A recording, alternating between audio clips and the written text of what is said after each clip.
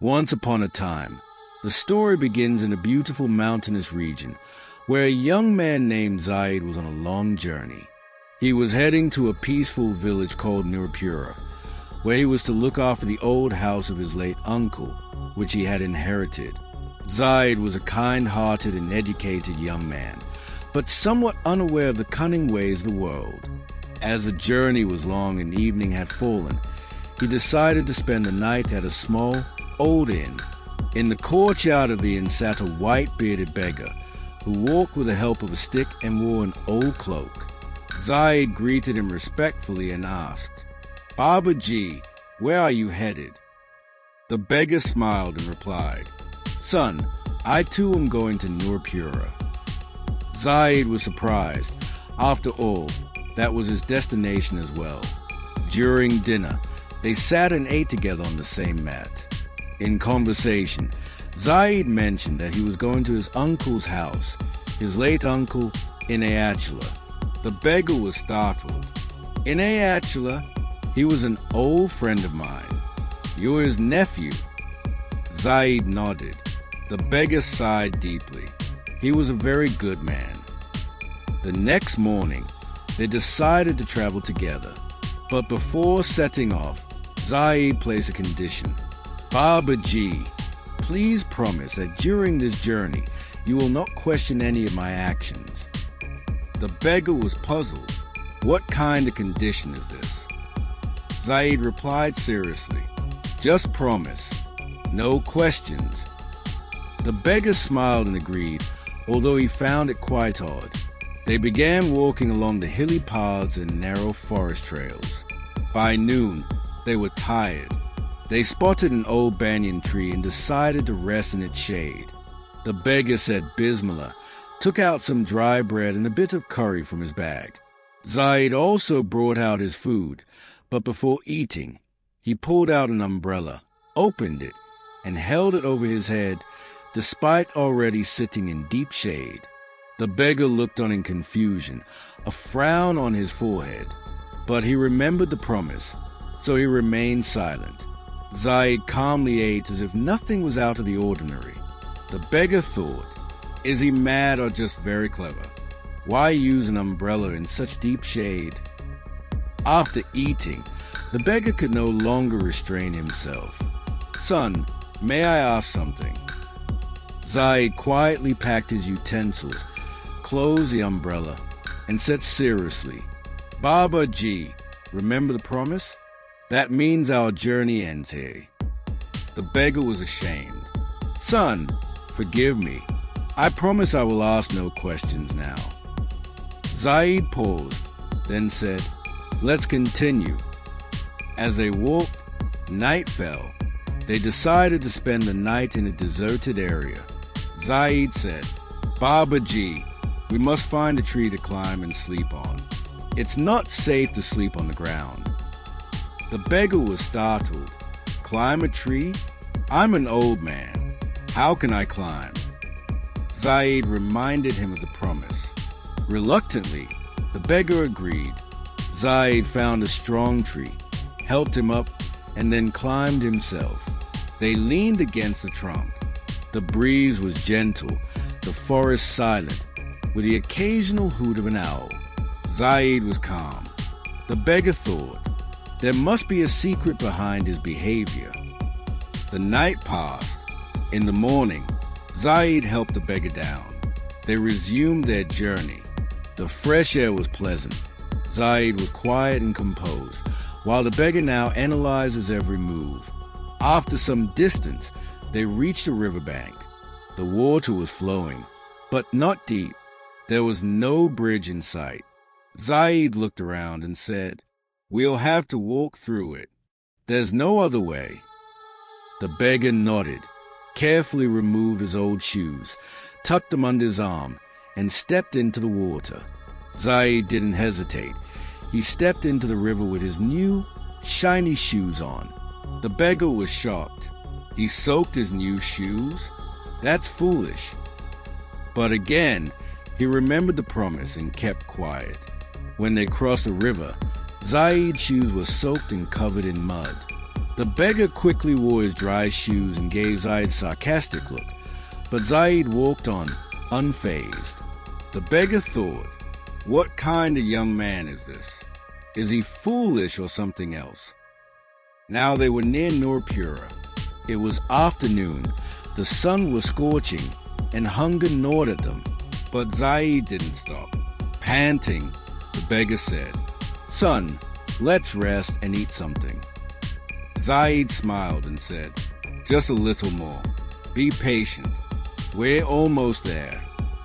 The beggar said nothing but thought to himself, "This is no ordinary journey. Perhaps only the destination will explain it all."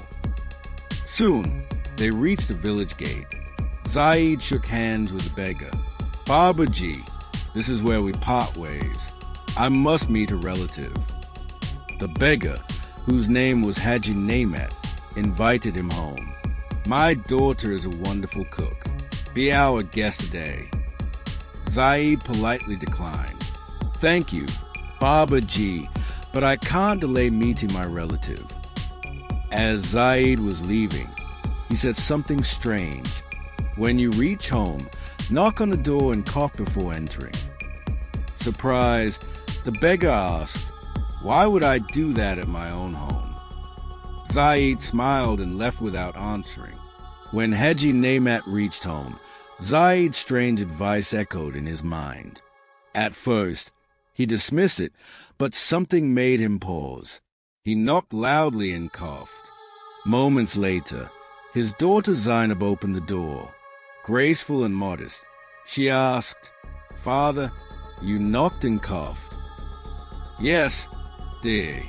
A young man advised me to." Zainab turned pale. "Thank God, I was in the washroom. Had you entered suddenly, I would have panicked." Haji Namat was stunned. Such a small gesture, yet it saved us from embarrassment. He sat down and shared the whole journey with her. Zaid's condition, the umbrella, sleeping in the tree, crossing the river, everything. Zainab listened attentively, then softly said, "Father, that young man wasn't foolish. He was very wise." The umbrella? Perhaps he didn't want birds above the tree to drop anything into his food. Sleeping on the tree? Snakes, scorpions, wild animals roam at night. He chose safety. Crossing the river with shoes on? Maybe he valued his safety more than his shoes. Removing them could have injured his feet, or they could have floated away. For the first time, Haji Namat sat quietly, deeply pondering. Zainab said, "Father, if he's still in the village, please invite him for dinner." From a distance, the old village inn was visible. When Haji Namat arrived, Zaid was packing, perhaps about to leave. "Zaid, my son," he called warmly. Zaid turned. "Babaji, yesterday I was unkind, but today I come for another reason. My daughter prays your wisdom." Zaid was surprised. "Your daughter?" "Yes, and she wishes you to be our guest, just for dinner. If you want, you can return to the inn afterward." Zaid thought for a moment and then nodded. "If the invitation is from your daughter, I cannot refuse. I'll come this evening." That evening, Zaid arrived. Haji Namat welcomed him with honor. Zainab had prepared everything: meat curry, kebabs, fresh bread. She sent the food with a servant, but gave one instruction. "When you serve him, recite this verse. The moon's 14th night, the sky filled with stars. The mosque has 4 towers, standing at 4 corners." The servant memorized it, brought the tray, and recited the verse to Zaid. Zaid looked at the curry, counted the bread, smiled, and replied, "Tell your mistress, the moon's 14th night, but the stars are few. Of the mosque's 4 towers, one has fallen through." The servant returned and repeated the verse.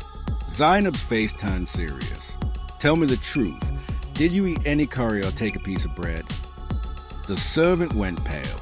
"Forgive me, miss, the aroma was too tempting." Zainab said firmly, "You're dismissed. If you can deceive a guest, you can deceive anyone." Dinner had ended. As Zaid was about to leave, Haji Nemat asked Zainab, "Daughter, how did you think of all this?" Zainab replied, "Father, I saw the wisdom in that young man. Every step of it was full of meaning. So I thought, why not test him? And even his answers were filled with wisdom." Haji Nemat thought for a long while and finally said, "Daughter, you are wise, and so is he. I believe you two are perfect for each other. If you allow me, I would like to talk to Zaid about marriage." Zainab shyly said, "Father, as you wish." It was morning. The golden rays of the sun were slowly falling into the courtyard. Haji Nemat's heart felt unusually restless. He sat and stood up several times, sometimes looking toward the door, sometimes toward Zainab's room. At last, he decided to speak his heart. He went straight to the inn where Zaid was staying. Zaid was gathering his belongings. Signs of travel were evident in his eyes. Haji Nemat gently called out, "Zaid, my son." Zaid respectfully responded, "Yes, Babaji, what is your command?" Haji Nemat remained silent for a few moments, then softly spoke, "Zaid, I have no wealth to offer, only a daughter, Zainab.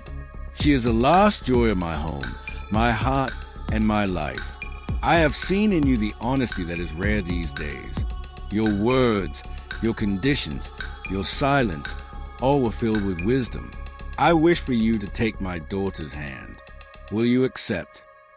Zaid fell silent. His face became deeply serious. Then he lowered his gaze and gently said, "Babaji, this is your great kindness. I do not consider myself worthy. But if you and Bibi Zainab truly trust me, I promise to uphold this bond with honor, loyalty, and sincerity."